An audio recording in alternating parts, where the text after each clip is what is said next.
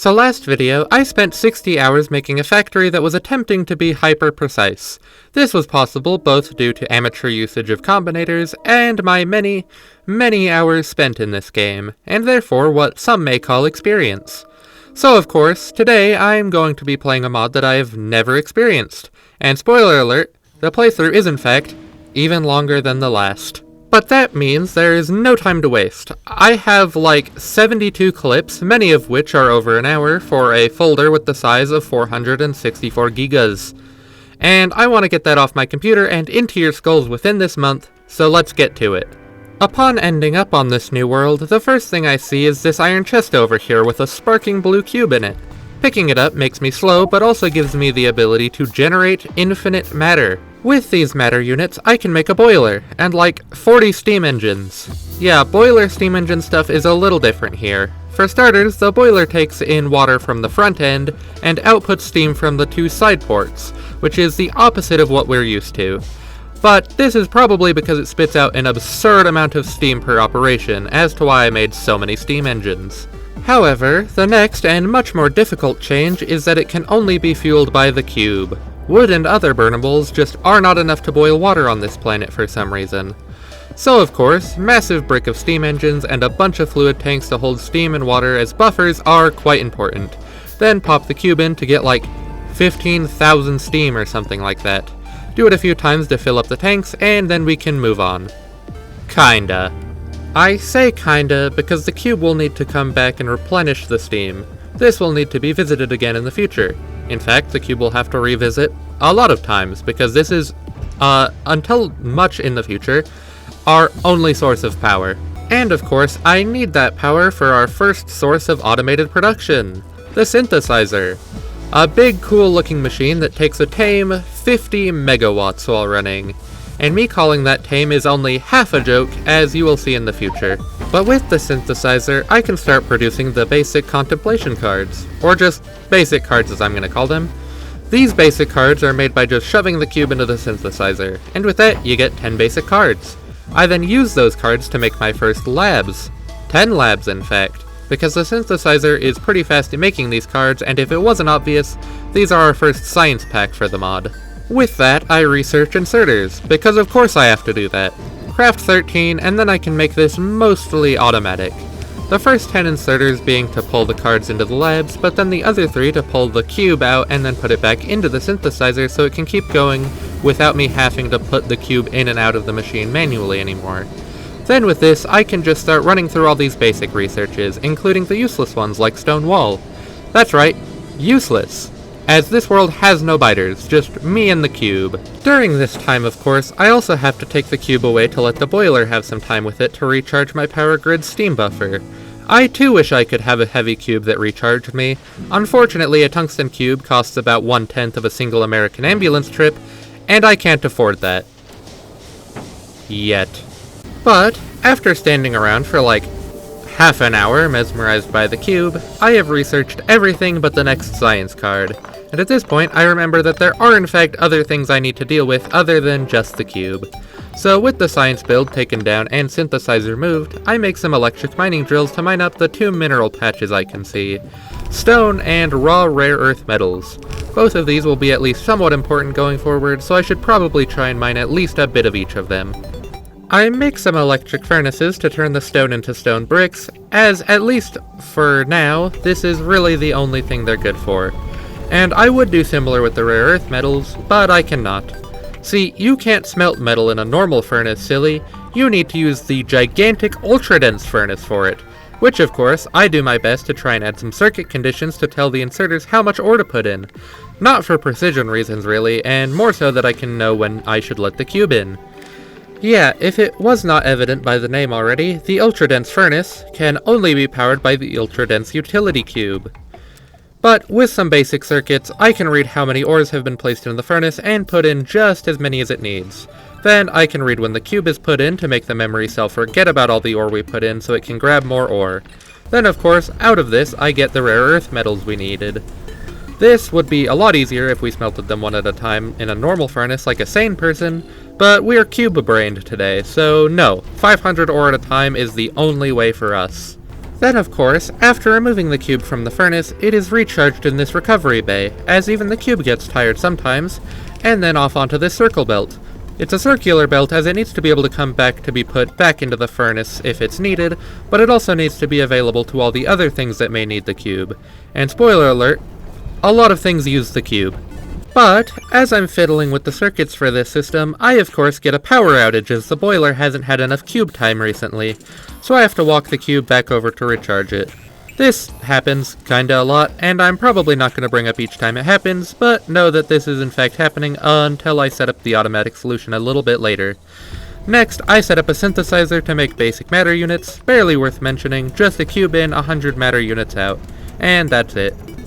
As with the ultra-dense furnace, I set it up to only grab the cube if we actually need more of the product, so one building does not monopolize all the cube's precious time, because they will try to if you don't stop them. After that, a slightly more advanced product, n-dimensional widgets. These are a bit harder as they take the rare earth metal bars we just got from the ultra-dense furnace, so this is a product that takes 2 steps of the cube. These widgets are important though, so here is a synthesizer again. You may recall the large power draw and assume I need to upgrade my steam output, but since these synthesizer recipes take the cube, only one can ever actually be running at a time, so it isn't actually that big a deal. It still takes a lot of steam though, which is a bit annoying. But otherwise, this is more or less the same as the other cube products. Just make sure I need some of the product before making some. I should have read input like I did for the rare earth metals though, but I think I forgot. Then, after another power outage, I actually set up a belt to drag the cube over to the boiler when it gets low on steam, which is actually sooner than I remember doing so, but I don't mind. Means no more walking with the cube for a bit, which is good because that cannot be good for your spine. Then, I set up the input reader for the n-dimensional widgets, as it is actually really important, because if the cube gets into that synthesizer when we have no rare earth metal available, it will get stuck forever as we can't make the metals without the cube. And, well, the cube would be stuck with the n-dimensional widgets. Then, I just set up a small build to make some basic engine units, and I slapped down some labs to finally research the green cards. Or, fundamental comprehension cards, technically, but I'm just gonna say green because that's easier. Unlike in normal Factorio, UltraCube really likes hiding things from you, as the cube likes to keep its secrets close to box. However, as soon as I research the green card, it does reveal to me all the new tech I can research with it, which is nice, but also makes it kinda hard to plan for the future in this mod. And yeah, I could use Helmod or rewatch Dosh's video on this like 20 more times, but I'm going to assume that is not the author's intent, so I will resist the temptation. And conveniently, as kinda with the base game, the green cards are not too terribly complicated to make, just taking in n-dimensional widgets and some green circuits. I have the n-dimensional widgets, automated enough, but how do we make the circuits in this mod? Well, with wire and basic matter, of course. Wire made from the rare earth metals. And unlike in the base game, here each wire assembler can feed 4 circuit assemblers, which leads to me making this design, where I have 2 materials run through the middle on 2 mixed belts, using the 2 splitters facing each other design that a lot of people use for their furnace stacks to get them this way, and then feeding the wire directly into the circuit assemblers. Also, it is in fact off-putting to me that the assemblers are 4x4 instead of 3x3, but it is what it is. But with the widgets and circuits made, I'd make my first green cards at the casual 2-hour mark into the playthrough, so you know, normal. With how many rare earth metals I'm using, I add some more mining drills to the patch to try and keep up a bit better, and it works well enough. But after that, next up of course is the basic cards again, and of course they are indeed quite basic. Pretty much the same as the matter units, but not making as many products per operation. Cube in and cards out. That's all. Then we get another power outage as the buildings were a little too greedy and did not make it around to the boiler in time, so you know, just the usual. With the basic and green cards, however, I of course send them to the labs to start doing research again. I poke around the research tree a bit and mostly just look at this matter replication gel stuff, as it seems potentially useful, but also grabbing crushers along the way. But poking a bit more, I also find this fuel refinery research, and apparently this can make a new type of fuel that can be used in boilers. And of course that sounds incredible right now, so I also get started working towards that research, as it is behind tar, which is this mod's equivalent of oil, which I'm sure won't be too bad to deal with. That is a bit off, however, so let's start with that meta replication gel, which I go all the way up here to test out, as it's quite interesting and, well, it's actually a good recipe, so it probably would not fit in with this circle belt base, which kinda sucks.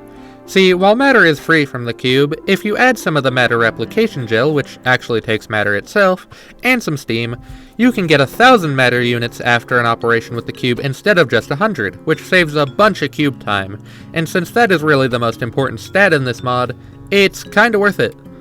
It is, however, so much better, and the design I am considering so much larger, that I am in fact for sure not fitting it in with the old crappy base. This is because instead of just having one synthesizer hold onto the cube until it's made a certain amount of material, I'm going to send it down this set of synthesizers and then back up the other way, basically using each synthesizer twice to make like 10,000 matter units per cube delivery instead of having to wait for each synthesizer to empty and then reuse the cube, then empty, then reuse the cube over and over and over again until we have enough matter. It is more complicated, yes, but it is also much more cube efficient and so is therefore for sure worth it, because you never get another one of these. You get one cube for all eternity. It does take a ton of power just to run through once though, so I do finally upgrade my steam engines and almost certainly, more importantly, add more steam holding tanks. But back to the matter via gel design, it isn't quite as good as I want it to be. See, while using 5 synthesizers and just using each one twice works, it is objectively better to just invest in just having all 10 synthesizers and using each once. This is due to unloading speed, as the current inserters take a long time to take out all the matter. Also, 10 crafts is important and not arbitrary. I am doing 10 because that's enough to use all the gel made by one craft of the gel in the Ultra Furnace. This makes it easy to just run the furnace to get the gel and then recharge the cube and run it down the line of synthesizers while not having to worry about the possibility of jamming on too much gel or running out of gel midway through the crafting.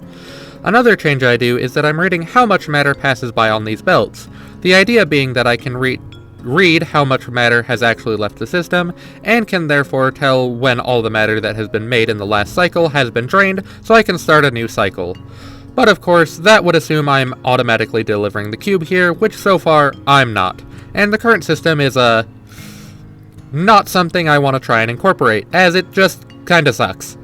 But as I research fuel refinery to get condensed fuel, I think I might be able to make it a bit better. For that, I need the tar, however. So next up, tar processing. First, make a greenhouse. It takes in water and makes wood. Pretty simple. Then shove that wood, some sand you made by just shoving some rocks into a crusher, and then some steam into this ultra-dense furnace, and boom! Gelatinous tar. Probably one of my least favorite names for a fluid so far, as that just sounds really nasty. I then make some chemical plants in a flare stack, the flare stack being especially notable because I just now, while writing this script, remembered that these actually exist, and that I proceed to never once in the entire playthrough use them. In fact, I don't even know where this one went. If these do what I think they do, they probably would have saved me from one of the biggest pains I had in this mod, but I guess it is what it is. Anyway, back to the chemical plants. The first chemical plant I make is for tar processing. This turns the gelatinous tar into refined tar and essential oils, both of which are probably very poisonous and, if we haven't learned yet, not a substitute for proper medical care. With those two fluids, I can mix them to make unstable gas, which I mean, yeah, I guess that makes sense, but I also make some sulfur, as I need that too. Of course, we can't have nice things, so sulfur does spit out essential oils and steam as byproducts, but just feed those back into the system, I'm sure it's fine. But with the unstable gas, it takes, 4,000 unstable gas to make this fuel, as well as 20 sulfur and the cube to make 50 condensed fuel.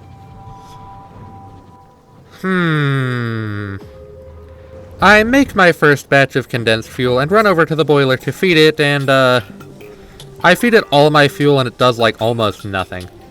Okay, that's hyperbole, but my brain really just wanted to use this crappy design to fuel my base, and that is just not viable. But I also did not want to actually put more effort into condensed fuel, so I, didn't. Instead, I proceed to completely forget that condensed fuel exists for the rest of the playthrough and start researching towards trains. As since I watched some cube videos at some point, I vaguely remember these being very good in the cube mod. I am so convinced that this will solve all my issues, in fact, that I just sit there like an idiot while it slowly researches. As it finished, I run up to my oil area, making some elbow grease from the 2 oil fluids, because that's a thing, I guess. I need that, as well as engine units and green circuits I made a while back to make better engines. The better engines being important, of course, because, well, you need them to make trains. With a set of advanced engine units, I make a pair of locomotives and then a cargo wagon.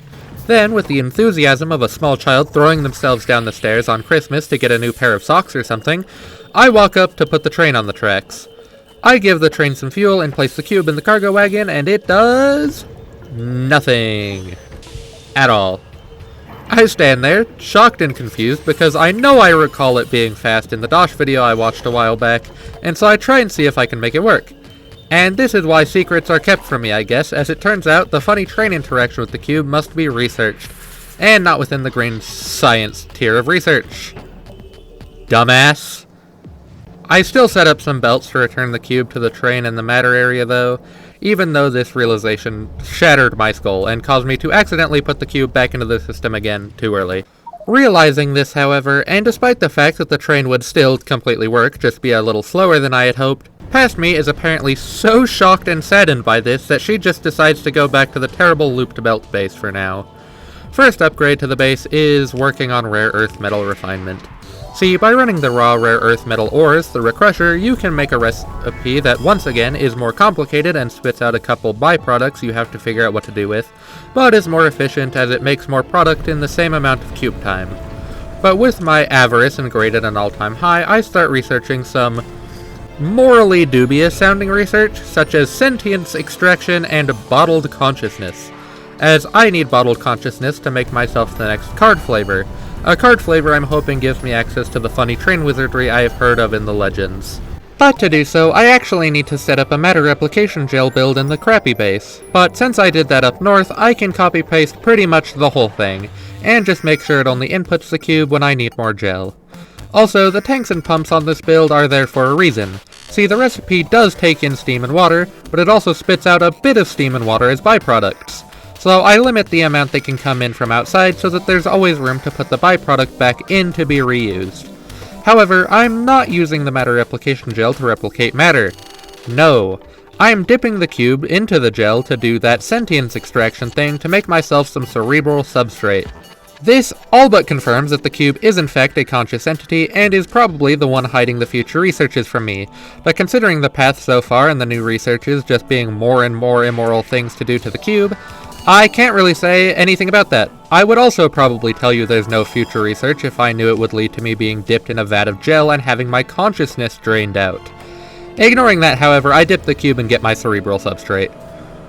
I then proceed to once again sit around like a fool waiting for a research, and getting the research for the abstract interrogation card, or the blue card, as I want to know if I'm actually working towards something good here. And on top of proving my point earlier about each card hiding more and more immoral sounding tech, like, this research is straight up just called emotional decomposition. This poor cube. But more fun and less sad is this tech called Transitive Ultra Locomotion, the funny train magic tech. So the engineer continues to march towards progress despite the questionable undertones that are not so subtly poking through the fabric of this mod. First step towards the blue card is the bottled consciousness that I made the cerebral substrate for, but I also need some glass, some calcium, and some of these basic cards.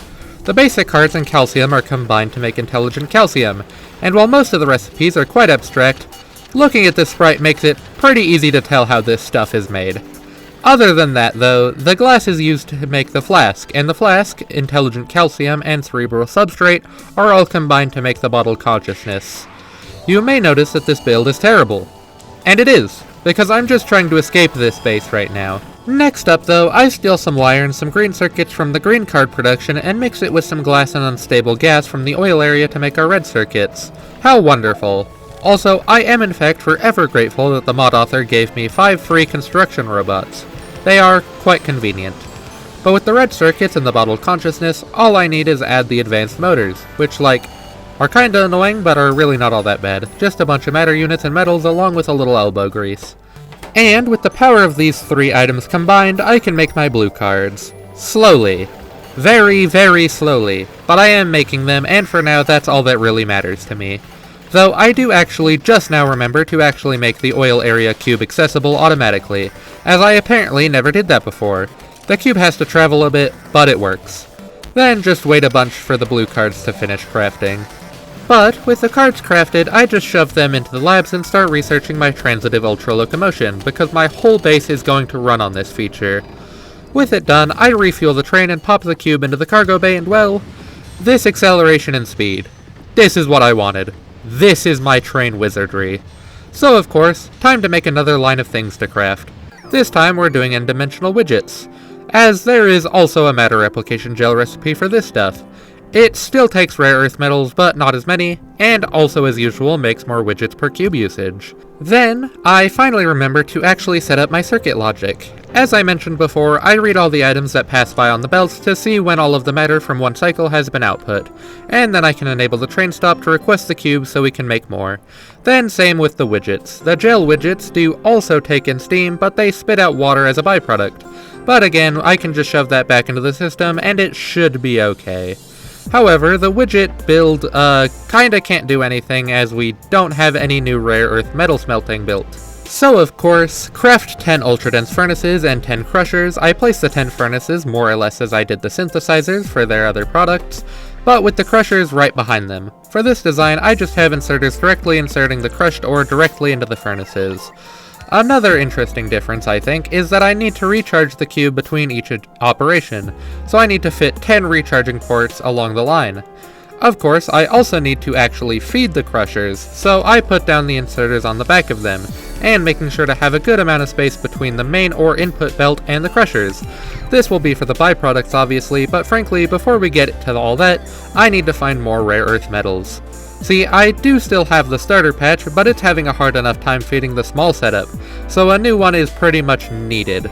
This leads to me walking around for like 15-ish minutes that felt more like an hour in the moment to finally find my new patch of metals. But hey, at least it's pretty large and should therefore last me a good long time.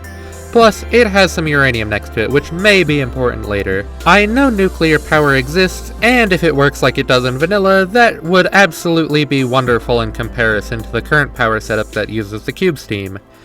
After hand-feeding the old crappy base some more though, I make a bunch of big power poles and run power out to the west so I can set up my mines. Deciding just one belt is probably fine for now, but knowing I'm going to want more in the future. Which is scary because it took a ton of belts to get the ore back to the base. I could have used the train, but I kinda want to only use the cube train and ignore trains otherwise.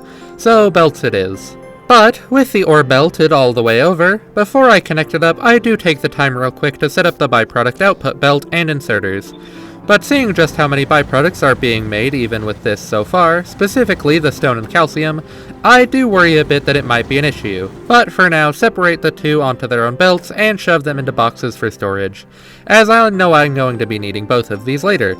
In fact, I even set up stone to turn into stone bricks, as I need a lot of those for the buildings I'm making. With crushing the furnaces and byproducts being sent away, I just wait for it to fill up the system, and then I can just add the stop to the cube train schedule and send it to do a test run. And of course, I messed something up, but it's an easy fix, and otherwise the system works great.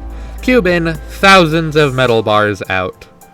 First thing I split these off for is of course the widgets, being smart and using balancers to make sure each synthesizer gets more or less an even amount of the metals. That said, I also instantly learned that I messed this system up, as I'm going to need to use recovery bays between each widget synthesizer as it takes the active cube but spits out the dormant cube, much like the furnaces do. This leads to me manually resetting the cube for the widget's first cycle. I also find out that the inserters are done wrong, so the widgets are only on one side of the belts. Grand. So, first, recovery bays. I managed to fit them in the backs by the input side by making good use of long-handed inserters. But, joke's on me, I also need them on the other side, as this system uses each synthesizer twice, which makes it much messier, but I do manage to somehow make it work. And of course, instead of fixing the output inserters, I just shove a bunch of these side balancer thingies in here, which I guess is close enough. But with that and some circuit tweaking, it works. It just works. I will sustain that I would probably have been better off if I had used 20 synthesizers instead of using each one twice, But that didn't end up mattering this first test, as it shut down due to a power outage again. But as I said before, it is generally not a great idea to reinsert the cube into the building that just used it, because the unloading times are so slow that it takes a while for it to actually be able to do anything. The next test almost finishes, but power out again, so you know, fun stuff. And with that in mind, I also take the time to set up a train stop for the cube to go into the boiler. Yeah, I'm just now doing that for some reason, but it is an interrupt that will activate whenever the train stop becomes available, and will therefore cut the line in front of everything else to give it effective priority over everything else. This also allows me to forget the crappy loop base some more, so that's nice. I at this point also refactor all the train stops to work off of interrupts, however, as it felt nicer, I guess. But setting the power cube interrupt on top should still give it highest priority, so it's chill. Though it does mean I need to set up this holding station for it to chill at whenever all stations are not open. And with all that, I can finally run the widget build without power turning off midway through. I also try and mangle the belts to get the output on both sides as originally intended, but it proves kinda annoying and does not work in a lot of spots. But it works enough, and as long as you don't look too close, it's also not too painful. But never mind just forgetting the old base, I'm tearing it down so I don't even have to see it at all, and shoving all the extra junk into boxes that I can take from whenever I'm building more on the new base. And the new base is going great, now having matter, widgets, and rare earth metal on belts. But back to the base we care about, I set up this little spot just to make some more matter replication gel, as there are certain things I decide at this point would be easier to make gel from one area, as opposed to the gel before each build thing. Is this thinking correct? Probably not, but I guess we'll find out. First thing I use it for is the basic cards, as these, as with most of the basic materials, have a matter gel recipe. This one also takes some calcium, but considering I have almost no need for calcium at this point, and it's a byproduct of the ore crushing, so I kinda need to get rid of it anyway, that's not really a big deal. But then, with the card setup, I just add another interrupt to the train so it can come here, and now I have my basic cards again. But of course, I decided to make it each synthesizer is used twice build for some reason, and due to my not great output, it gets jammed. So, ignoring that and just manually unjamming it for now, let's set up green cards again. Pretty simple, just the same circuit build, take the widgets from the belts, and there's the green cards again. Pulling those back west, I can set up some labs and get it to researching some of the basic green-only researches I skipped over.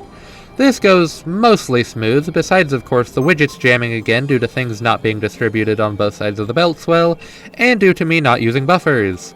I cannot recommend the usage of buffers enough in this mod. If you think the buffer is too big, you're probably wrong. This is shown more as the basic cards also jam up instantly again. Use buffers, and only have a building that uses the cube activate once per cycle. Seriously, it will probably jam otherwise. Realizing this, I do make the basic cards have a buffer before the part where it reads how many cards have been finished, and this should stop the jamming issue. Then of course, next things next, we have tar production. More or less the same as the bad build, a tar making furnace fed directly by a greenhouse while the sand will come in from the other side. 10 of these in a row, crushers over here fed with stone for the sand required, awkwardly shove in some recovery bays for the cube to go in between each furnace, test it, realize I'm an idiot and the recovery bays are done in a really stupid way, and by that I mean I literally forgot to have them actually input from the recovery bay into the furnaces. I just chained the recovery bays together like some sort of idiot. Do some shifting so the cube is actually put into the furnaces, and then it actually works. That said, I do realize I need a bit more stone than ore crushing provides, so I do start tapping my starter stone patch again to make up the difference. After that, I can start with the tar refining. I set down 3 chemical plants for this now, as I figure it should be good until later and it won't be hard to expand. Now I have my refined tar and essential oils again. The first thing I will make out of these two is some unstable gas, as I know I'll need it soon, but for now, into some tanks it goes. After that, we have our next cube product, cerebral substrate. You have seen this, replication gel in, cube in, brain juice out. However, I need the cube to be in its dormant state to make the cerebral substrate, and so I shove it into this boiler first. I do find a better solution later, but I'll let you see that when I get to it. Next, I grab some calcite and some basic cards to make intelligent calcium again. Just 2 assemblers, as you don't need a whole lot of this stuff yet. Right next to that, I have my Besselheim flask assembler, which I need a bit of glass for. The sand needed for that is just being stolen from the oil builds crushers. Then of course, if I did not make it clear, I send the bottles, the intelligent calcium, and some cerebral substrate to these chemical plants to make my bottled consciousnesses. I am having a hard time saying that word. Consciousnesses. I don't know why it took me like 7 times to do that line correctly, but it did. But with my bottled brains, next of course is green circuits and red circuits, which I make like this for some reason. Wire to circuit ratios are pretty simple, but I guess if it works, it works. Matter and metal for the Midori circuits, then add glass and unstable gas to make them red like shiny Paras or Latias. Oh, and some extra wire for the red circuits too, but that would have broken the scheme of that sentence. Then of course, last ingredient of the blue cards we get to make is some advanced engine units. These just take some matter for the basic engine units and some green circuits and the elbow grease. Since elbow grease is also simple, just another fluid from a mix of essential oils and refined tar, the advanced engine units are finished in no time. Now I just mix the bottled brains, red circuits, and better engines to make my blue cards again. But this time I make them like, well, so I can actually start researching sciences that take the blue cards without doing any hand feeding. That said, I should really figure out this mod's equivalent of oil cracking before I go much further. And it is bizarre. It is called tar reclamation, and for the refined tar, it's kinda normal, taking the refined tar and some steam and spitting out some of the gelatinous tar that needs to be re-refined. Odd, but not too bad. But I get lost with the essential oil a bit, as it needs both essential oil, of course, but also the refined tar to make again, gelatinous tar that must be re-recycled. It isn't too bad, just kinda odd. And it does get kinda annoying trying to send fluid with priority to certain places later, but again, that is the later engineer's problem. Then I just set some basic control combinators to tell when it's able to handle each fluid, and it should be alright now. I just need to route the gelatinous tar back to where it can be processed. However, I of course am starting to have doubts about this base. I mean, you heard me talking about not using one synthesizer twice per cycle, and to use buffers, but like, I'm just not doing that almost anywhere in the base, and adding them would suck. And so I start working on another design down here. Yep, base 3 time, and we aren't even past blue cards. I, despite what the 2 paragraphs I just wrote and then deleted would have me believe, did not start with a new basic matter unit design. I started with a new basic contemplation card design. First thing I will bring attention to is the calcite boxes, which not only act as a buffer, but are set up to try and keep them all somewhat even. That way all of the synthesizers can get more or less an even amount. Next, like a smart person, I set up the replication gel to be made dedicated to this build and right before it. Another thing is that instead of stealing matter from elsewhere to make the matter replication gel, I instead make a synthesizer set to the basic matter recipe. I then use some circuit conditions to make it so that the cube will be inserted into the matter making synthesizer twice, making just enough matter units to do one run of the matter replication gel recipe, and then of course sending the cube down to go into the furnace to do said recipe. After making the gel, the cube will go into a recovery bay and then be passed into the basic card synthesizers, going west down the top line and then back east up the bottom line to get back to the train. Lastly, and pretty much most important, is the buffer. The first design of the buffer is just a bunch of inserters and chests on the end of the line. The reason this is good is that it will only summon the train when the buffer has released all the cards made in a batch, and therefore will always for sure have room to make them. However, this buffer could be a little bit better. Next, we move on to the new matter build. This is more or less the same as before, 10 synthesizers split between 2 lines, matter replication gel out the back, and a basic matter unit synthesizer to feed it. The furnace is even more in line with everything else this time, and then the belt down the middle as output.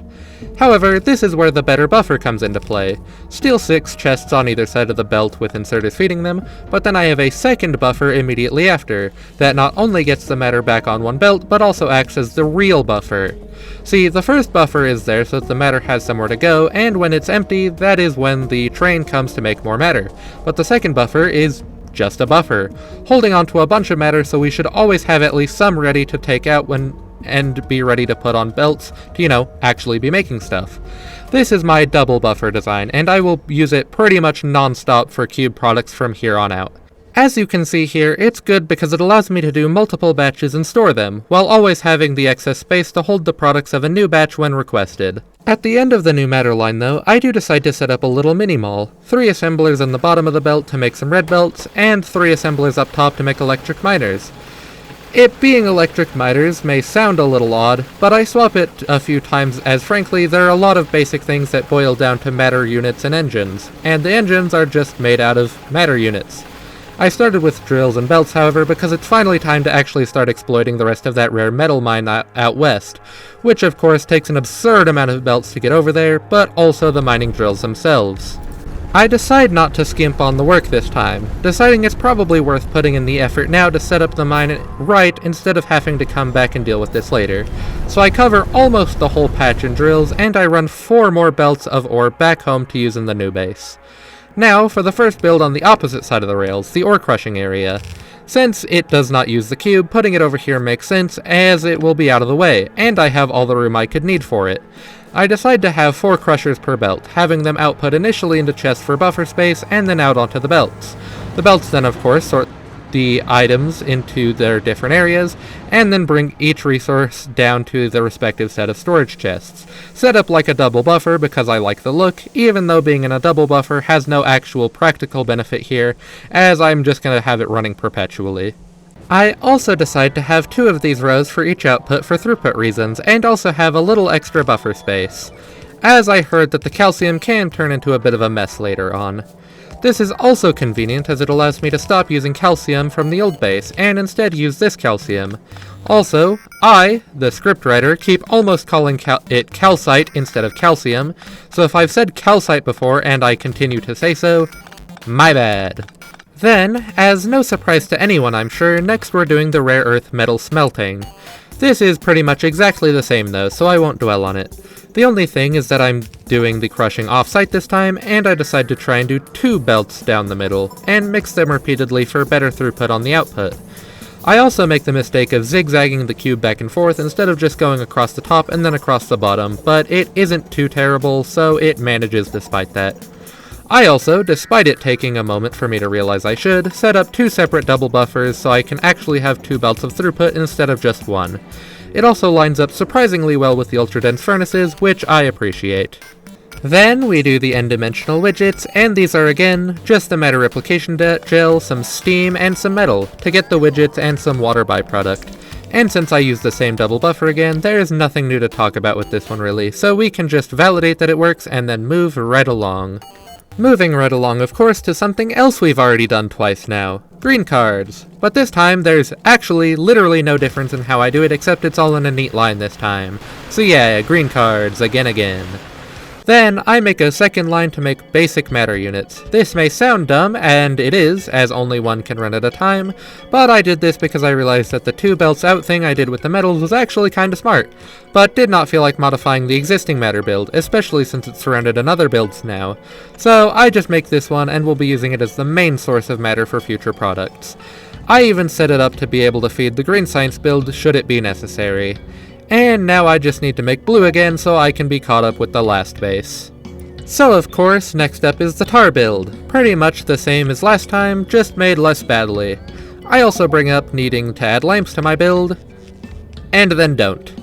Then after that, tar processing and tar reclamation. I do mess up my first attempt at the reclamation build as I have the essential oil voiding area unable to get refined tar, unless we're voiding a refined tar, so that was dumb, but I do fix that later. Next, cerebral substrate, which I will take just a moment to talk about as I made it a little less stupid this time around. For starters, I have 10 synthesizers to make the substrate, but I also make the matter gel on site this time. This is not only good for the normal reason of not needing to rely on a separate build, but also because, as I mentioned before, cerebral substrate is made with the dormant cube. So you can take the cube out of the matter gel furnace already dormant and then only have to reactivate it before putting it on the train. You know, instead of running it through an extra boiler.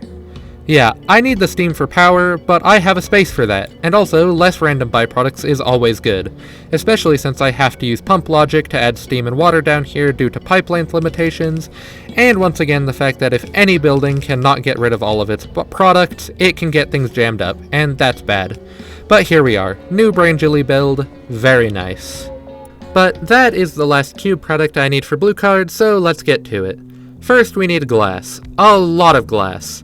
Each crusher can support 2 glass furnaces, and well, here's me placing 20 crushers and 40 furnaces. Under the crushers is of course the input line for stone. It is 2 lanes, as at its peak it would need a little bit more than 1 lane of stone to keep up. And of course I can just connect that to the stone from the crushed ore, which is for sure not enough, but I can deal with that later.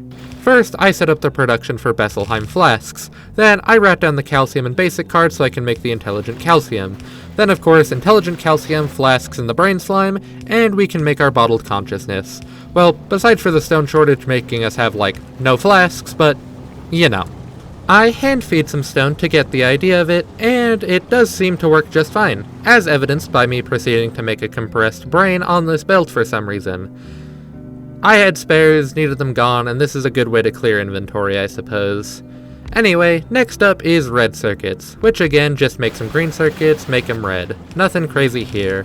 Though I suppose I should mention that I'm taking the glass for these from the big line, so the big line is enough for the flasks and the circuits. If it wasn't obvious by, how massive it is. After that, just make the advanced engines, which are also simple, just normal engines, some metal, some circuits, and the elbow grease. Lastly, and I promise for the last time, circuits, brains, and engines to make our blue cards.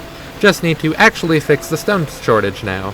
But that's just as simple as walking up to the stone patch, setting up some mines, and then belting it down, making sure that the stone from the crushers has priority to be used so it doesn't back up. After all, we wouldn't want an item clogging the belt and making it impossible to get the stuff we actually want from the process. That would be tragic. Next step is just taking all the labs from the second base and moving them down here to be used for this third base. Also, making sure the lab design can access 3 separate belts for future proofing. Then, just route the current sciences, and I'm set to continue research. After that, I also steal all the big builds from the old base, such as synthesizers, ultra-dense furnaces, greenhouses, and recovery bays. While they're not expensive per se, they are expensive enough to recover, as opposed to all these belts and inserters apparently, as most of those just stay right here. Then, I do set up this little area to make sophisticated matter, which is made by just slathering normal matter with tar. Very sophisticated. This is for my own personal crafting, as there's a good few things coming up that will require it. Next in little builds for personal use, I make a sulfur plant to make sulfuric acid, which of course I use to make some batteries. I also set up a little concrete area, as it too is going to be important later. Nothing crazy here either, just sand from stones, stone bricks from stone, some calcium to make it bone strong, and water. And boom, concrete. I needed these 3 items along with some n-dimensional widgets and some red circuits to make the next big building, the dimensional folding engine. And do you remember when I said that the synthesizer's 50 megawatt power draw wasn't that bad? Well yeah, this thing takes 5 times that, taking 250 megawatts to power itself. This also gets worse, but we'll get to that in a moment. See, the first thing I'm using this for, and really the main thing I use it for, is dimensional separation. Basically, you put your beautiful blue cube in, and this thing splits it into 64 phantom cubes that only kinda exist apparently, but exist enough for us to do things with. However, not the things we would normally do with the cube, of course. I'm setting this up right now to get myself some ghost crystal, which I guess is like the ethereal equivalent to the matter units, where you just put the cube in a synthesizer to get a bunch of ghost crystals out. I'm just doing this once, as it makes a ton with just this run, as I'm running this synthesizer 64 times, once for each phantom cube. And yeah, that's why the power draw can get kinda nutty with this stuff, because now, unlike usually, where I can only run 1 synthesizer at a time since I only have 1 cube, theoretically I could run up to 64 synthesizers now because I have 64 phantom cubes. And of course, keep in mind, while this is running, the cube cannot do anything else it would normally do, as it's busy being split across reality. However, after the synthesizer runs for a while, I can place the 64 phantoms in the dimensional folding engine again, and make it back into the whole cube again, placing it back on the train so it can keep doing what it normally does. The crystals are cool, but I then place them into a furnace to convert a large amount of them into spectrolite, as this is also a very handy resource I'm going to want to have a good amount of. Partially, but not exclusively, due to this building, the Stygian Energy Lab, or as I will probably be calling it 90% of the time, the Ghost Dome. See, this is a power source I'm looking into, because the bigger this base gets, the more time the cube is having to spend being tossed into the boiler over and over again, which is not ideal for literally all of the other things I need to be making with the cube. Though, even though I have made a couple ghost domes and some turbines, I can't actually use them yet, as I need power cells to feed them so they can turn on. Also, I cannot do math apparently, as I thought that these 3 ghost domes could only feed like 10 heavy turbines. I'm like 90% sure that this is not the case, like even remotely. But again, I can't even use these yet because I need those haunted energy cells. Those are made out of normal batteries and sophisticated matter which we can make, but also ectoplasm. So we're gonna need to figure that out first. I put the ghost domes and turbines I have so far next to the bottle consciousness production for blue cards, and then I start collecting all the buildings I'm gonna need to make the haunted energy cells. First up, making sulfuric acid at scale. I do it like this, with 2 sulfur plants per acid plant, fluids running all over as this is just kinda messy, and using long-handed inserters to pass the sulfur first to the floor and then into the sulfuric acid plant. I think, all in all, pretty nice looking build despite the annoying byproducts of sulfur production. Blessed be the flow-through mod. Then, right after that, and much simpler, we have the batteries. Just taking the sulfuric acid we just made, as well as some metals, and boom, batteries. So far, that's 32 chemical plants making sulfur into 16 plants making the acid, and a cool 48 plants to make the batteries. Wild! After that, 12 assemblers for the sophisticated matter, and as I'm going to have this across 2 belts, I just put 6 on the top side and 6 on the bottom. With that, we have our 2 split belts, half batteries, half sophisticated matter running forward for the 24 haunted energy cell plants. However, of course, I still need the final fluid, that ectoplasm stuff, so for now, it still does not work. But how do I make the ectoplasm? Well, if you hadn't already guessed, we need ghost crystals, and the ghost cubes themselves, actually. So, 2 different ghost cube processes, as well as some unstable gas which we know about, and, bottled anguish. Curious. I'm gonna start with that bottled anguish stuff, and well, this processing line is in fact kinda distressing.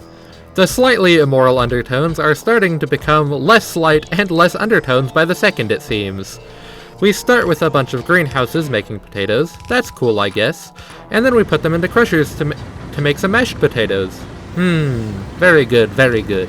But then, like some sort of freak, the engineer uses this perfectly good food and mixes it with water and essential oils in these distilleries to make ethanol.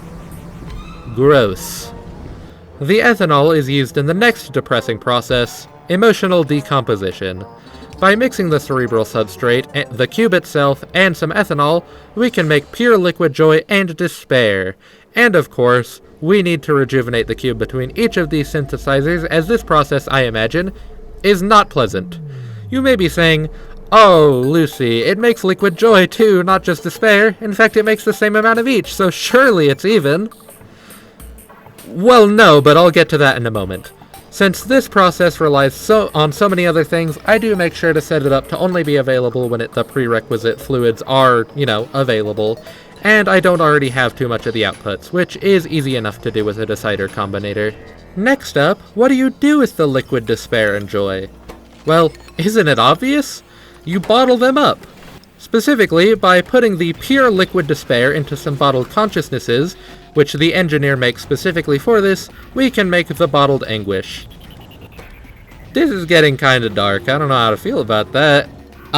Anyway though, next I make the ectoplasm build. Starts with the dimensional folding engine to split up the cube, and passes them past these 2 synthesizers for ghost crystals.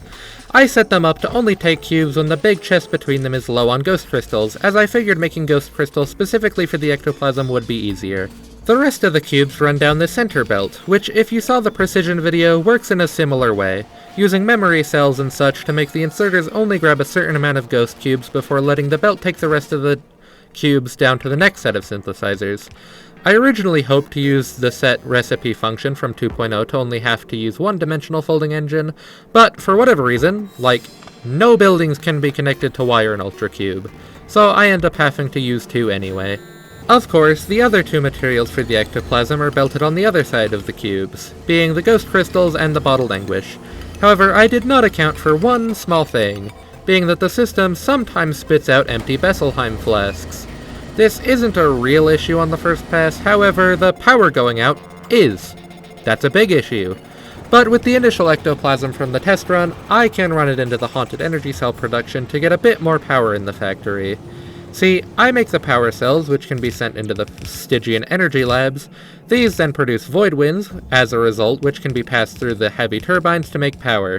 It also makes residual tendrils, which I assume is just the ancient ones telling the engineer to stop, but that's not gonna stop her.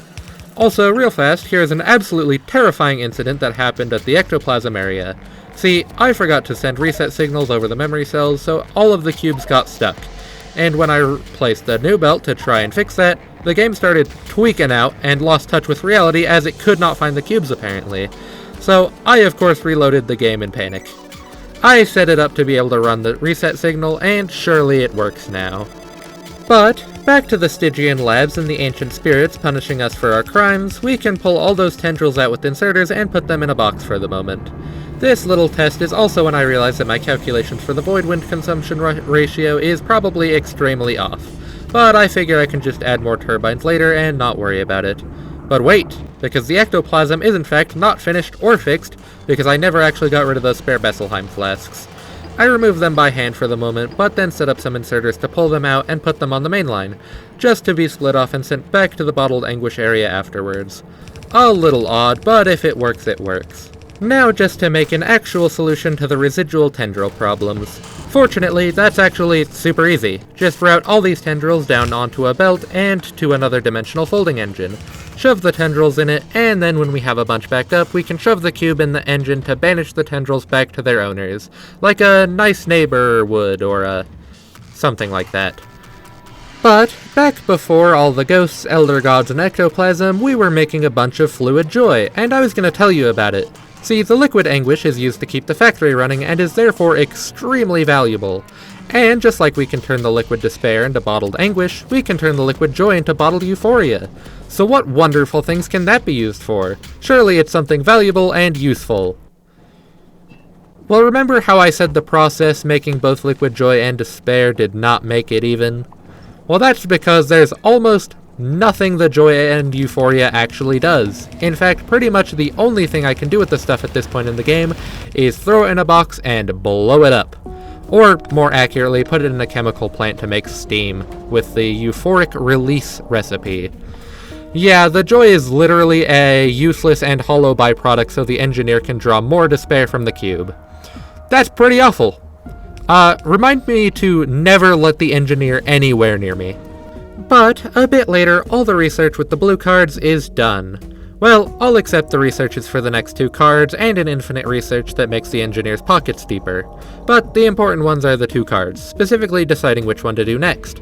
Since I have no idea which one does what, and what's behind them, I end up deciding to go with the synthetic premonition card, or the white card. I'm picking this one specifically and only because all of its materials besides the spectral processing units, or blue circuits, are things I have already made. And well, the spectral processing units don't look too hard to make, as opposed to the deep introspection cards, which, to be fair, may be better for the engineer given what we've been seeing them do so far, but they require a whole new type of ore and two products I don't want to deal with yet. So, synthetic premonition it is. And well, it does not unlock a ton, but I'm sure at least some of this is important and or needed. But with that in mind, let's get to work making those blue circuits. First things first, a dedicated ghost crystal build, since I'm gonna need a lot of spectrolite for those circuits. I, need this. This build is, however, terrible. See, with the ectoplasm, making each synthesizer run a bunch of times was fine, because fluids unload really fast. However, here, we have items, and even though I'm using loaders finally to get the ghost crystals out, it still takes a long time to get that many ghost crystals out through the two red belts. And by the way, if you don't know, loaders are effectively a type of belt that can take in or put into containers at the speed of the belt, so placing just one taking out from a building will saturate the whole belt, fully. This build has 2 belts for output and 8 loaders taking from machines, so yeah, That's a little bit of a throughput limitation, so it's not very fast, but it makes enough that I decided it would probably be fine. I'm not sure that's actually true, but it's fine enough, I suppose. Next, making some unstable gas and some glass for, of course, red circuits. Then put the red and green circuits on belts and get ready for the next step, which is of course the blue circuits themselves. But this time, instead of being able to use one wire assembler for 4 circuits like with the green, or 1 wire per 3 assemblers like red, blue is a little bit different. First, I need almost a whole belt of spectralite coming through, so that first. 52 furnaces should cover it. But back to wire, blue circuits do not use the metal wires like the other circuits, and the ratio is flipped. For the 10 assemblers of blue circuits, I need 25 assemblers making ghost wire. Ghost wire just made out of spectralite, of course, so that's cool. To achieve this, I have 2 ghost wire assemblers for each one, as well as 1 ghost wire assembler that feeds 2 different circuit assemblers, for an effective 2.5 wire assemblers per circuit assembler. That said, one thing I did not expect to have to do is using bulk inserters for all the ghost wire. As it turns out, you need 400 wire per circuit, and each assembler takes 1 spectralite and turns it into 16 wire in 1 second. So yeah, bulk inserters are necessary. But with that, we have our ghost circuits. Nice. I'm gonna make a buffer for these because I suspect that these may be problematic in the future. But now, for the white cards. All I need is Bottled Anguish and Haunted Energy Cells, which I'm already overproducing both of because I'm bad at math, so I'm just gonna snatch some of those from the pre-existing builds. So slap down 12 assemblers for the white cards, route over materials, and there we are. White cards. And some more residual tendrils, but those can just go with the others. Meanwhile, I can bring all the white cards up and place them on the other half of the belt that the blue cards are on, and go into the labs. And there we are, card 4 finished and available for use. Real quick, however, the dimensional folding engines are still being a pain power-wise, so I throw some more heavy turbines down as, at this point, I can say with confidence that my ghosted domes can produce enough void winds to power more of them. That should be at least marginally better for the time being, but it could probably still do with more. After that, I make another important for personal use only build, an explosive plant. This is here pretty much exclusively to make cliff explosives, as I would like to get rid of some of these nearby cliffs. But more importantly, so I can run the train rail far up north to this mineral patch all the way up here. Yep, since I have the white cards done, I have no excuse not to work on the next step. And the next step requires a good amount of this deep core ore stuff. Deep core ore, unlike other solid materials, can be found in these little moats on the map, more similar to how fluid patches are normally handled. This stuff also cannot be mined with the normal mining drill, of course. No, it needs this special deep core drill, which of course can only be fueled by the cube, as why I'm bringing the train track all the way up here. This station is quite simple. The drill outputs directly into this big chest, which has 3 loaders on it to take the ore out onto the belts, and if the chest is ever empty, it requests the cube to arrive to mine some more ore. I did set up this power switch to turn off the loaders when there was also no ore in it, just to waste a little less power, but honestly, this is not needed. I just kinda wanted to do it. But here we are, and as you can see, 1 cube use makes a lot of ore, so that big box is in fact necessary. Then I just run 3 belts back all the way to base so I can actually start using the stuff for something. And stop number 1 for this new ore is right into the crushers. See, the ore itself is completely useless. We need to crush it into a powder first. However, just like with the metal ore, this is a bit more complicated because it has byproducts. It spits out a little stone, pretty easy to deal with, just add it to the rest, but the other one is a little harder. The second byproduct is coal, which up to this point I was just assuming was not used for anything, as I only ever touched it to fuel my car on occasion. But let's not get ahead of ourselves. Just like with the metals, we start with sorting, getting to stone, coal, and deep core powder, having them all on separate lines we can deal with one at a time. First, I put the stone into the other stone as I said I would, giving it priority so it won't clog, and since this produces so little, this is honestly enough. Then, time to run coal down, as after a bit of looking at recipes, I find the only thing it's used for is making tar. The way we do this is by using coal for the advanced gelatinous tar recipe. It is almost exactly the same as the other one, using sand and wood and the cube, but also taking some coal so we can make a little bit more. I pump the tar from this up to the other area to make sure this one should always have priority over the other tar plant so we don't back up on coal due to lack of use. Insert joke about foreshadowing here. So of course, last thing to deal with is the deep core powder itself, which is fine by me because it's the only one of these products I actually wanted. First thing I make with it is this pink fluid called Deep Solution, as I need it for a lot of the stuff on this side of the material production stuff. It isn't really complicated, just taking the deep core powder along with some sulfuric acid, and of course the cube to power the ultra-dense furnaces. Kinda just feels like a less complicated version of the tar recipe to me, and it's pink, so that's cool. That said, I do remember around here that I should be using some buffers, so I set up one for the coal first, as it's already starting to back up the system. But with that, the core powder fills the furnaces, and with a cube delivery, we now have a bunch of nice pink goo for the factory. This is a much nicer process than the concentrated agony stuff, so let's keep doing stuff like this. First thing after that is resplendent plates. The first thing to make for those being sophisticated matter again. Just rub tar all over it. Sophistication. Then some glass too, because we love glass. After that, just the deep core powder and some metals, and shove all those into a furnace for some nice purple plates. Quite nice to see. After those plates, we want deep core crystals. These are not very hard either, just taking the deep core solution from before, some calcium, and some deep core powder, and it does spit out a byproduct, because of course it does. That said, mineral water is a fluid, so it isn't that bad, and for now, until I work on the rest of this, I'm straight up just gonna ignore it and decide to deal with it later. Because now I need to make a bomb. Actually, a lot of bombs. First, sulfur. As per usual, the most annoying part of sulfur is routing byproducts, so it's whatever. Then sand, just crushed rocks. Mix that with some unstable gas, some ethanol, gross, and some wire, and boom! Explosives have been made. Last and actually kinda least complex that is, we have concrete. Concrete, which again is just cooked rocks, mashed rocks, some calcium, and some water. I'm gonna decide that this calcium is powdered milk for no other reason than my own amusement at making the concrete's bones stronger. And would you believe it, that's another science. Mixing the fun purple plates, the deep core crystals, some explosives, and some concrete, I can make me deep introspection cards. Or pink cards. I like pink. Pink is a nice color.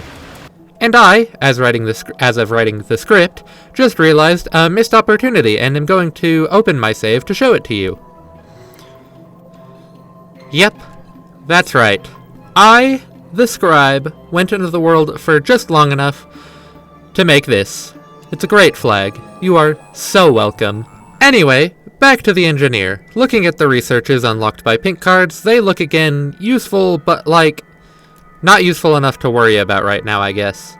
First, we need to get rid of all that mineral water byproduct. Fortunately, it can just be filtered in a chemical plant to get some deep core powder back, with the water of course coming as a byproduct.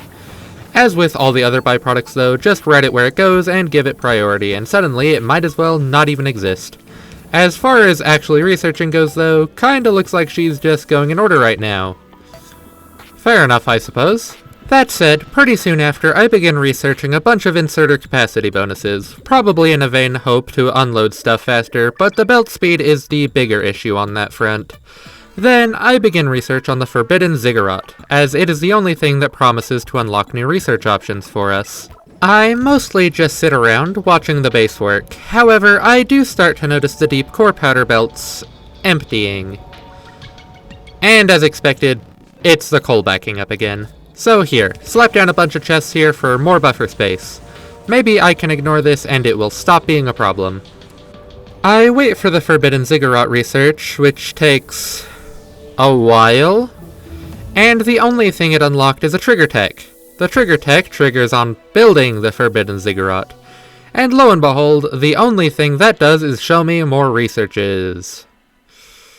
Also, it's warning the engineer to stop, and considering what we've been already doing, this brings me slight concern.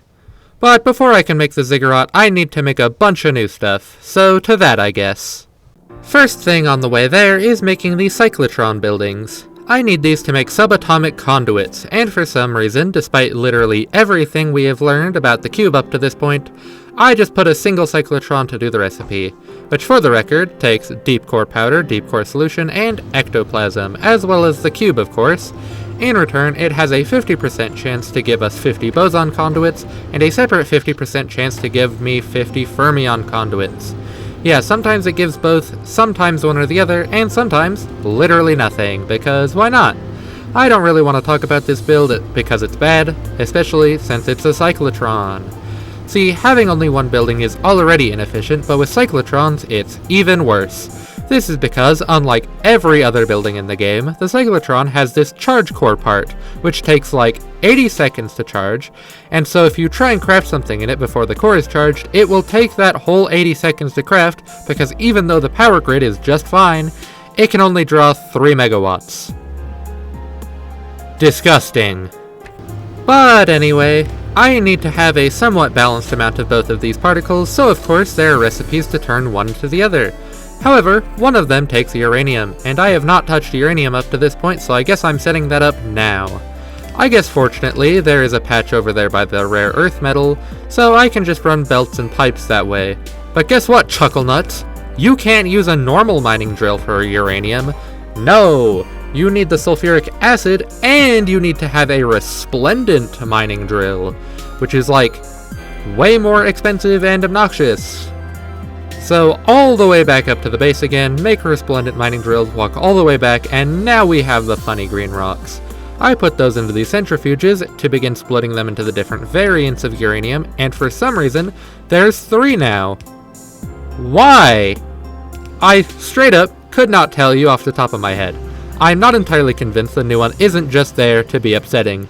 Upsetting because it has a whole 0.01% chance to be made in an operation of the centrifuge, which is a 1 in 10,000 chance. And I need 1. I really need 1, because guess what? I need it for Kovarex enrichment. And I need the good bright shiny rocks for my funny particles, so I need to have a consistent flow of the good shiny rocks. I started this process at around 59 hours and 9 minutes into this playthrough. Keep that in mind. I was going to wait there to see when it occurs, but it doesn't, so I go to work on something else in the meantime. I bring some deep core crystals, some sophisticated matter, some spectrolite, and some bottled consciousnesses together to make some empty qubit shells. I need these for the quantum calibration data that I need to make the ziggurat, so time to figure these out. They're kinda strange. The shells themselves can be placed into a particle phase aligner to turn them into an up qubit, but all types of qubits can be put into a particle phase aligner to change their type. Up turns to down, down into strange, strange into charm, charm into top, and top into bottom. Bottom can also be put in to make up again, but there's kinda no point. So first things first, I set up this line of decider combinators to send out the input required to make a qubit if said resulting qubit is equal to or is the least common in the central box. So for example, if I had the least amount of strange qubits, I would put in down qubit so I can make more strange qubits. I hope I explained that well because I will not be doing it again. Probably. With that running, however, that should keep us at a somewhat even amount of all the different qubits. However, next I need to pull them out into this line of chests. The line of chests is red so that we only fill them with a certain amount of qubits. Specifically, 100 of each can be in the line at a time. That said, we also separate the qubits into their own dedicated box for ease in the next step. See, this qubit thing is probably the most unique, and my personal favorite crafting puzzle in the game. See, I need to make these cards, but there isn't an actual set recipe for the cards in question. Instead, the recipe is a random combination of 2 qubits placed into the big quantum decoder machine, and every time you get the recipe correct, it changes to a different one. This leads to me making this big brick of combinators that looks scary and took me like an hour and a half to get working perfect, but I promise that's just because I'm stupid, not because it's actually super complex. See, the brick of decider combinators and constant combinators below the quantum decoder are the main part of it. Each constant combinator is loaded with a possible recipe, and the decider is just set to only let the recipe through if it's on the right step. See, when you get the recipe wrong, it spits out an empty qubit shell.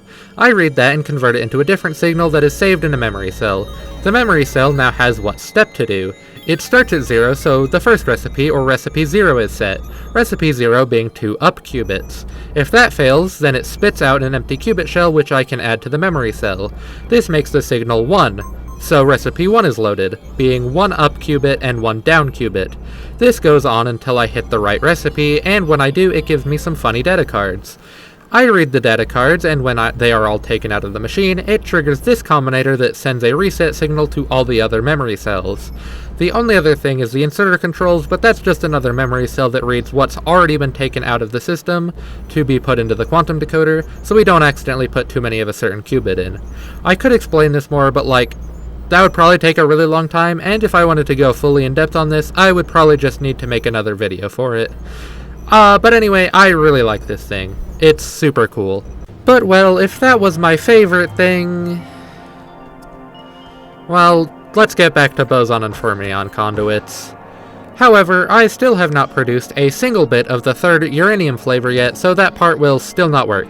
But I can at least get the deep core crystals and conduits routed. That said, of course, the balancing recipe is not the priority. Making the card is.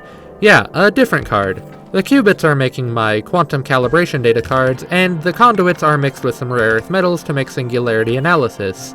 Well, that and the cube. I think I forgot to mention that, but literally everything to do with these conduits requires the cube. Making them? Cube. The balancing recipe? Cube. Making the card they are used for? Damn right you need the cube for that. And of course, engineer laziness with this strikes again, as I only make a single cyclotron for each of these recipes. This is a bad idea, objectively, but I think this is the part of the mod that made me want to eat my computer the most, so, you know. Yeah, I don't care for these guys. I know that objectively they aren't that bad, but I did not vibe with them, especially after the fun brain tickler that was quantum calibration data. But this is all it does. Technically, it works. But, well, not great, but it works, so it's fine. But now I need to wait for the uranium, and I need to wait on these cards so I can make the ziggurat.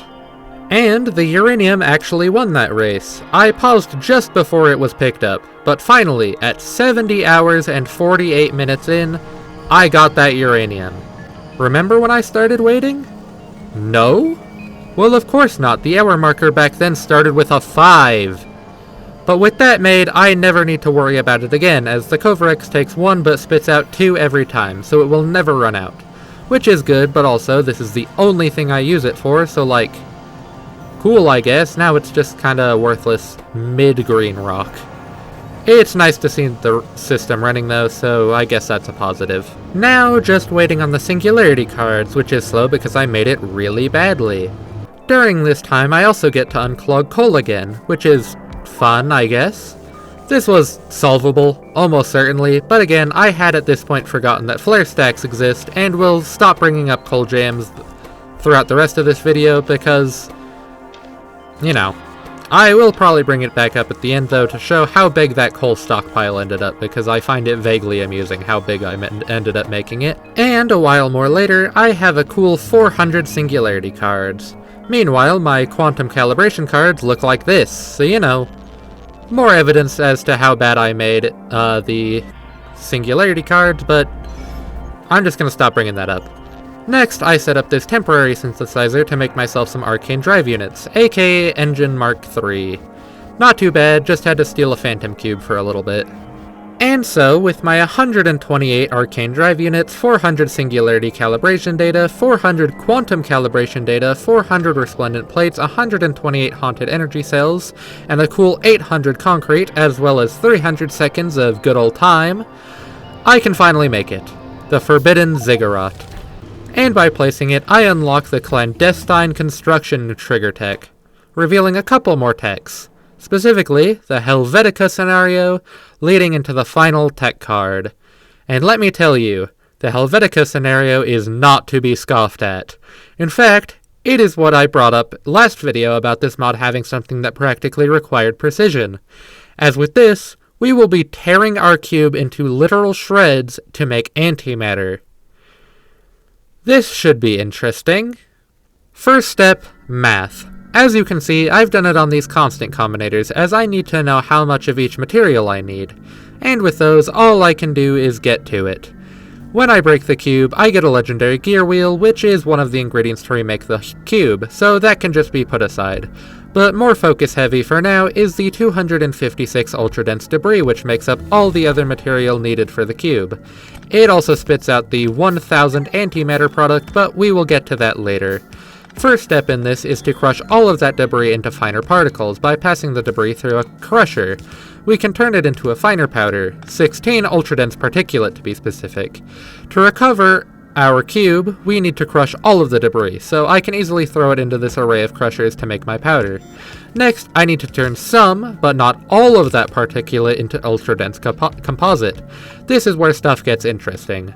See, the cube, in order to make that antimatter, lost some of itself, and in order to fix it, we need to provide some parts. Specifically for this, we'll be using some ethanol and mineral water to concentrate the cube parts into these little blue stones, and spitting out some water as a byproduct. Then, the remaining particulate and all of the concentrate needs to be sent through some furnaces, along with some sophisticated matter, some spectrolite, and some ultra-dense sap to fill in the holes and make the ultra-dense matter units. The ultra-dense matter units are brought together with n-dimensional widgets and bottled consciousnesses to make ultra-dense composite. This also confirms, if it wasn't clearly obvious yet, that the cube is very much a conscious entity, and this process that the engineer is doing is literally killing and resurrecting it from the dead to get some antimatter. This feels vaguely immoral. But with the 64 ultra-dense composite, and the legendary iron gear wheel we got at the start, we can combine this all to finally bring our cube back. Well, almost. I didn't talk about the ultra-dense sap yet.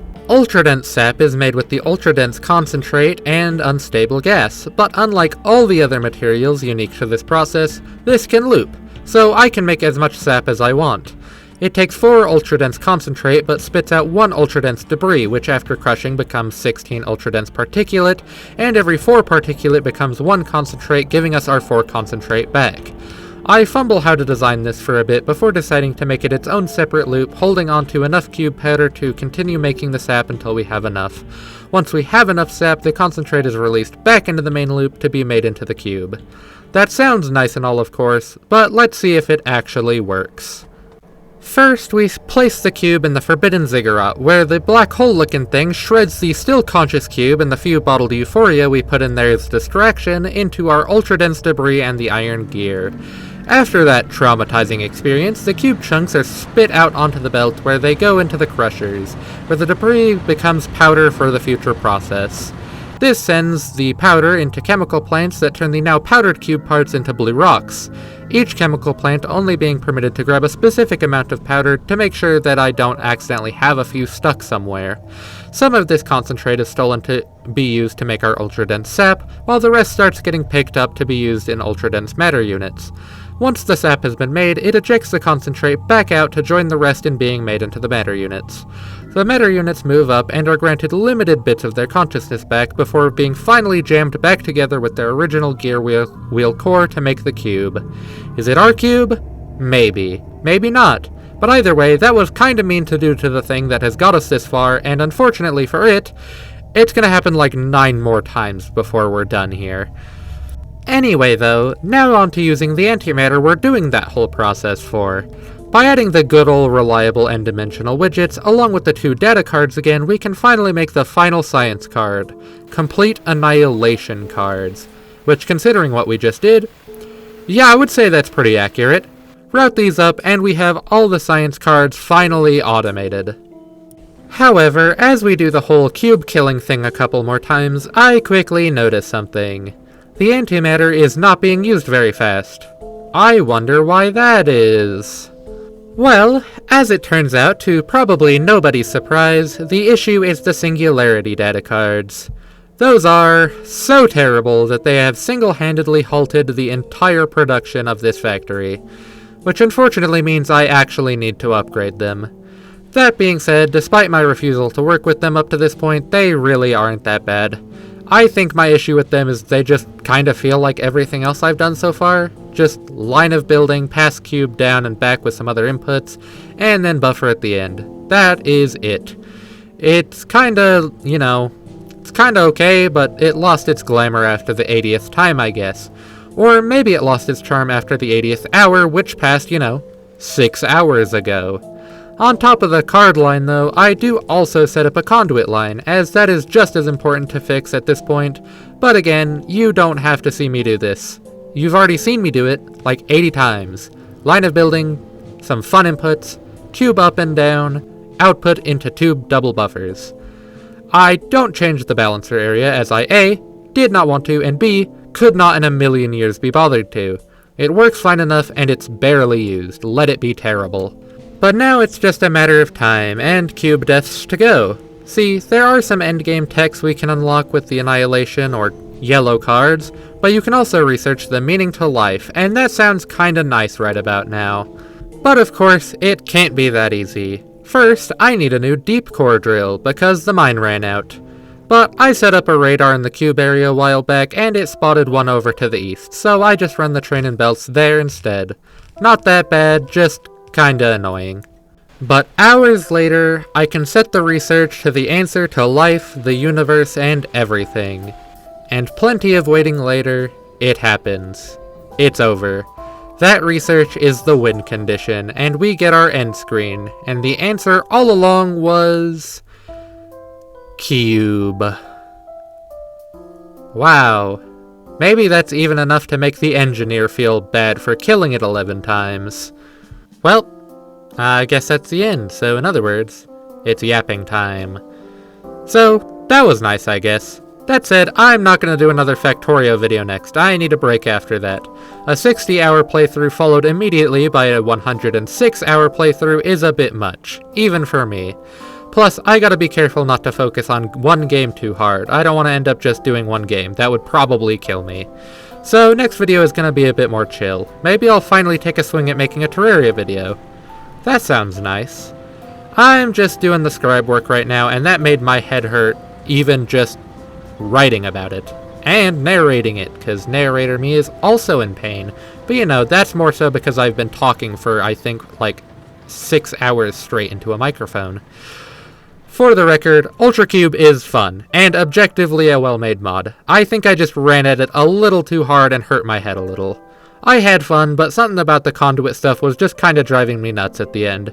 However, I feel that was more than balanced out by the absolute joy I had with the qubit puzzle.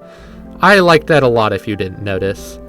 As always, it also made sure that you all remember that the engineer is in fact, at best, lawful evil. And lawful is very generous, as this is giving much more chaotic evil energy, but that distinction is really not that important. That said, good mod, much fun, and no Factorio for a little. At least a 1 video break, please. So if you jerks try and more than double my subscriber count again, you're still gonna have to wait a bit for Precise Factorio Part 2. I still need to figure out some better strategies for that. But considering I went from under 200 subscribers to almost 500 after Precise Factorio, suddenly that 1,000 number feels a little closer than I thought it would be when I said that. I was not expecting the precision video to do nearly as well as it did, but thanks for liking it, I suppose. I'm bad at this whole thanking thing, but thanks. And I hope to see you next video, whatever that ends up being. And as always, farewell.